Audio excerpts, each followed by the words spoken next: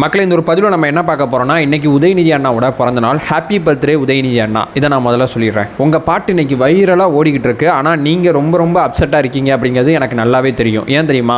அந்த பாட்டுனால தான் இவர் ரொம்ப அப்செட்டாக இருக்கார்.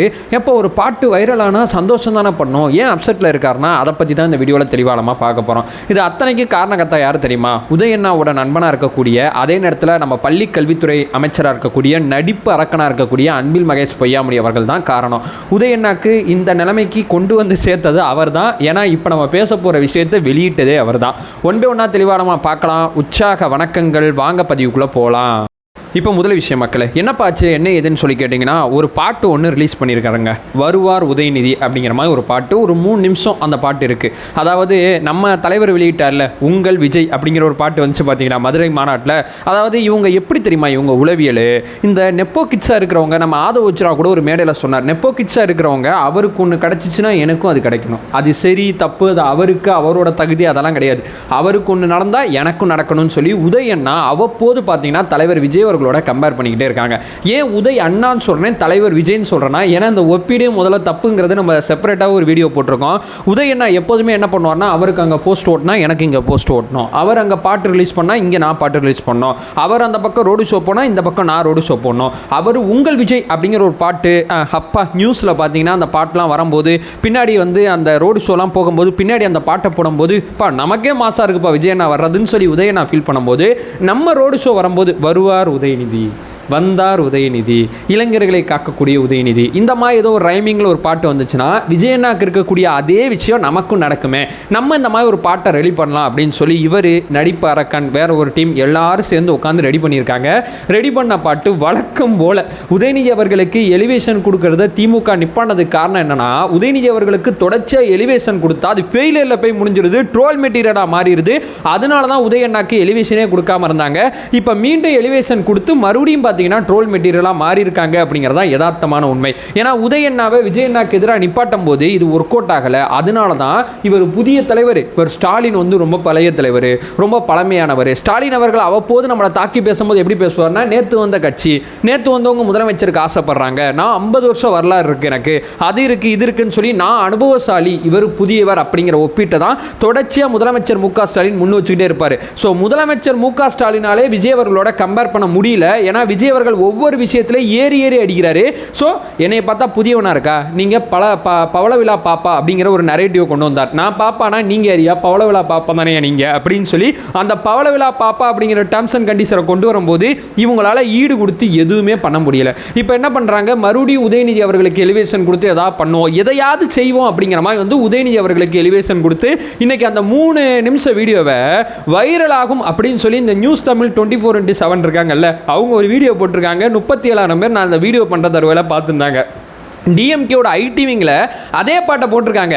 அதே பாட்டை டிஎம்கே ஐடிவிங்கில் எவ்வளோ பேருமா பார்த்துருக்காங்க? 1000 பேர் கூட பார்க்கல. என் வீடியோ கூட 1000 பேர் கண்டிப்பாக பார்த்துருவாங்க.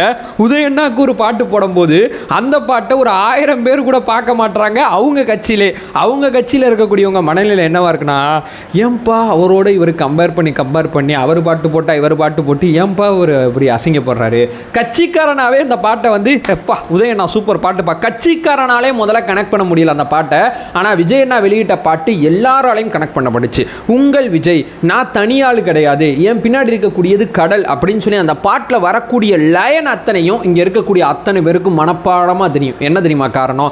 அந்த பாட்டில் சொல்லப்பட்ட விஷயங்கள் அத்தனையுமே உண்மையினால அது அத்தனையுமே நம்ம கனெக்டாக இருக்குது. உண்மையை ரொம்ப அழகாக அவங்க ரொம்ப ரொம்ப ரொம்ப ரொம்ப சூப்பராக அந்த பாட்டை வந்து அவங்க கன்வே பண்ணதுனால அந்த ப்ரொடக்ஷனாக இருக்கட்டும், பாட்டோட வேல்யூவாக இருக்கட்டும், பாட்டில் சொல்லப்பட்ட வார்த்தைகளாக இருக்கட்டும், இது அத்தனையுமே சத்தியம் உண்மை. அதனால தான் அந்த பாட்டு உங்களுக்கும் எனக்கும் இவ்வளோ கனெக்டில் இருக்குது. பட் உதயண்ணா வெளியிட்ட பாட்டில் ப்ரொடக்ஷன் வேல்யூ ரொம்ப ரொம்ப கம்மியாக இருக்குது. எனக்கு தெரிஞ்சு உதயண்ணா நீங்கள் செப்பரேட்டாக ஒரு விசாரணை கூட நடத்தணும். இந்த பாட்டுக்குள்ளே எதுவும் ஊழல் பண்ணிட்டாங்களா, நீங்கள் ஒரு அமௌண்ட் கொடுத்து இந்த பாட்டை ரெடி பண்ண சொல்லியிருக்கீங்க, கிராஃபிக்ஸில் ஆரம்பித்து குதிரையில் வர்ற சீனு முதற்கொண்டு இந்த பாட்டில் எதுவுமே சரி கிடையாது. ஸோ ப்ரொடக்ஷன் வேல்யூ ரொம்ப ரொம்ப கம்மியாக இருக்குது. ரெண்டாவது, இது பின்பம், கட்டமைக்கப்படுற பின்பம். இது உண்மை வேற, பின்பம் வேற. உண்மை ஈஸியாக மக்கள் மத்தியில் கனெக்ட் பண்ணிக்க முடியும். அதாவது ஒரு படத்தில் ஒரு ஹீரோ ஒருத்தர் ஃபைட் பண்ணுவார். எல்லா படத்துலையும் ஹீரோ ஃபைட் பண்ணுவார். ஆனால் ஒரு ஃபைட்டு மாசான ஃபைட்டாக இருக்கும், பெரிய ஃபைட்டாக இருக்கும். ஆனால் இன்னொன்று ஃபைட்டு ட்ரோல் மெட்டீரியலாக மாறும். ஏன் தெரியுமா? இந்த ஹீரோவால் இந்த சண்டையை செய்ய முடியும், இந்த ஹீரோ இப்படிலாம் பண்ணுவார் அப்படிங்கிறத ஆடியன்ஸ் நம்பினாங்கன்னா அந்த ஃபைட்டு ஹிட் ஆகும். ஆடியன்ஸ் நம்பலனா அந்த ஃபைட்டு ஹிட் ஆகாது. உதயண்ணா பண்ணுறது இந்த மாதிரி தான் இருக்குது. விஜய் என்ன பண்ணிட்டாருப்பா, நம்ம ஒரு பாட்டை போடுவோம் அப்படின்னு சொல்லி பாட்டை போட்டால் மட்டும் ஹிட் ஆகாது. வருவார் உதயநிதினா முதலமைச்சர் மு க ஸ்டாலினோட பையன் அப்படிங்கிறத தாண்டி உதயநிதி அவர்கள் வந்து என்னத்தை பண்ண போறாரு, என்னத்தை செஞ்சிருக்கார். இவர் வருவார் அப்படிங்கிறப்ப எனக்கு ஏன் அது பர்சனல் கனெக்ட் எனக்கு வரவே மாட்டேங்குது. என்ன மாற்றம் வந்திருக்கு, என்ன திமுகல என்ன விஷயத்தை இவர் மாத்திருக்காரு? நமக்கு எந்த விதமான விஷயமும் இல்லை. அதே பேட்டர்ல பயணிச்சு அடுத்து இன்பநிதியை நோக்கி திமுக எப்படி நகர்த்தி கொண்டு போகலாம் அப்படிங்கிற ஐடியால தான் உதயநிதி அவர்கள் இருக்காருங்கிறது தான் நமக்கு தோணுது. முதல்ல நம்ம கைக்கு வரட்டும், அடுத்து நம்ம பிள்ளைக்கு போட்டோம், அவ்வளவுதான். வேற என்ன? இதுக்கு உதயநிதி வருவார், இதுக்கு எதுக்கு உதயநிதி வருவார்? இதனால எனக்கு ஏதாவது நல்லது நடக்க போதா? நடக்க போறதே இல்லை. அதே நேரத்தில் விஜயண்ணா வருவார், விஜயண்ணா வந்தார் அப்படிங்கிற மாதிரி ஒரு பாட்டு வரும்போது அந்த பாட்டு எனக்கு ஒரு நம்பிக்கை தருது.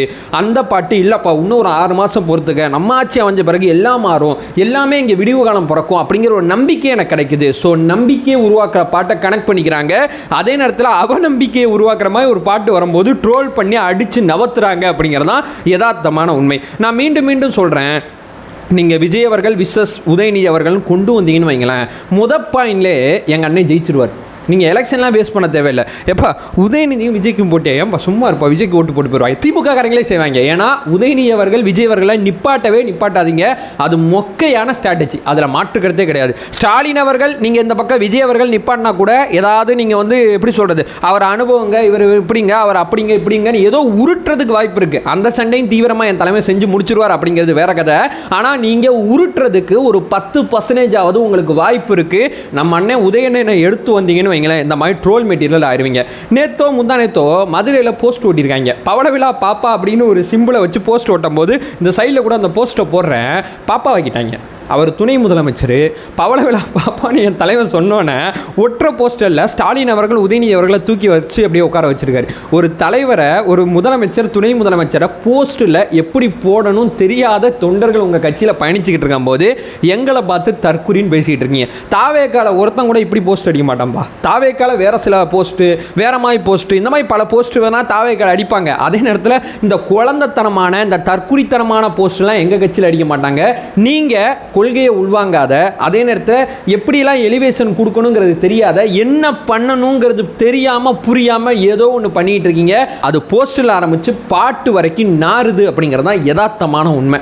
ஸோ மக்களே, இன்றைக்கி ஒரு நாள் மட்டும் அவரை ட்ரோல் பண்ணாதீங்க. ஏன்னா இன்றைக்கி அவருக்கு பிறந்த நாள். இன்றைக்கி ஒரு நாள் லீவ் விட்டுட்டு நாளைக்கு வந்து இன்றைக்கி சேர்த்து நம்ம ஓவர் டியூட்டி பார்ப்போம் அப்படிங்கிற ஒரு விஷயத்தை சொல்லிவிட்டு இந்த வீடியோவை என் பண்ணிக்கிறேன். உதயண்ணா, நீங்கள் அந்த நடிப்பறக்கனை நம்பிக்கிட்டே இருந்தீங்கன்னு வைங்களேன், நடிப்பறக்கனை இந்த மாதிரி தான் ஏதாவது ஒன்று பண்ணி விட்டு போயிடுவாப்பில், பார்த்து கேர்ஃபுல்லாக இருந்துங்க அப்படிங்கிற ஒரு விஷயத்தை சொல்லிட்டு இந்த வீடியோ என் பண்ணிக்கிறேன்.